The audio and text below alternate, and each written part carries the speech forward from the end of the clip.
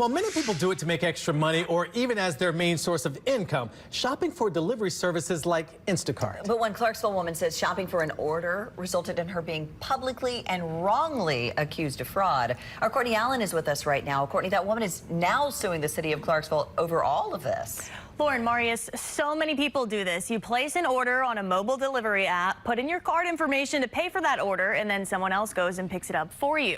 But it's what happened after the delivery that's now led to a lawsuit. When Courtney Miller went shopping at Kroger in February of this year, she didn't expect to see a photo of her checking out that day later pop up on her Facebook timeline. I immediately panicked. The post was from the Clarksville Police Department. It says, "Help identify ID theft suspect." The Clarksville Police Department is investigating a case of identity theft and credit card fraud. Miller says she is the one in the image. Just based on the outfit that I wore that day, to know where I was on that day at that time, and I was doing Instacart. Miller, a single mother, says she's been an Instacart shopper since 2018. From the time I would drop my son off to school to the time it was time to pick him up, I was Instacarting, just trying to make ends meet. A screenshot of the transaction in question shows Miller accepted the order from a customer at 9:02 a.m., arrived at Kroger at 9:10, and then dropped it off at 9:59 that morning. The surveillance image posted by the Clarksville Police Department shows her checking out within that window at 9:35 a.m. Whoever on the back end placed this order used somebody else's card.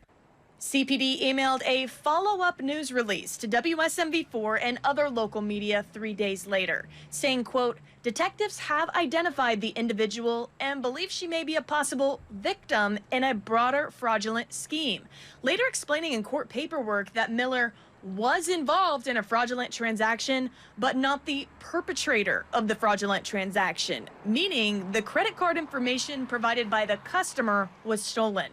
CPD asked media outlets to, quote, "remove any social media posts or related content concerning this incident." In court paperwork, CPD also said it removed its own post. But Miller, a lifelong Clarksville resident, says the damage had already been done. It's a lot to watch, your reputation and your character, be questioned like that, and to know that none of it was true. Miller says she no longer feels comfortable doing Instacart and sent us screenshots of people canceling parties for her other business after the post was made. She is now suing the city of Clarksville city attorney and a few members of the police department, requesting damages and claiming several things, including negligent infliction of emotional distress. She read us some of the comments made on the original post.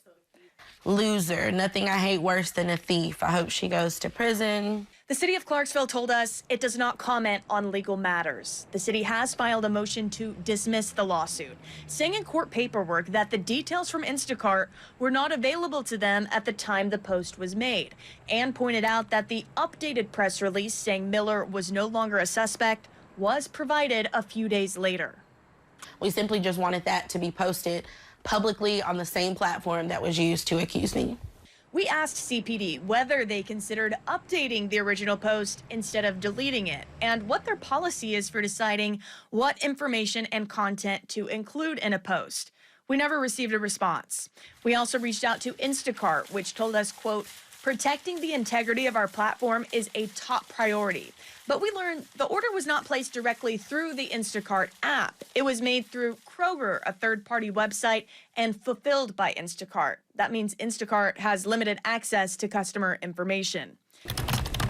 So we emailed Kroger. Kroger told us they don't comment on active investigations, and they are working with authorities on this case.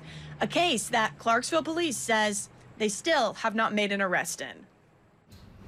The lawsuit has now been moved to federal court, and Miller is trying to find an attorney to take on her case. We asked Clarksville police for the police report first made by the fraud victim who had their information stolen. CPD said it won't be released because it is still an open investigation. Marius? Stay on this story, Courtney Allen. Thank you.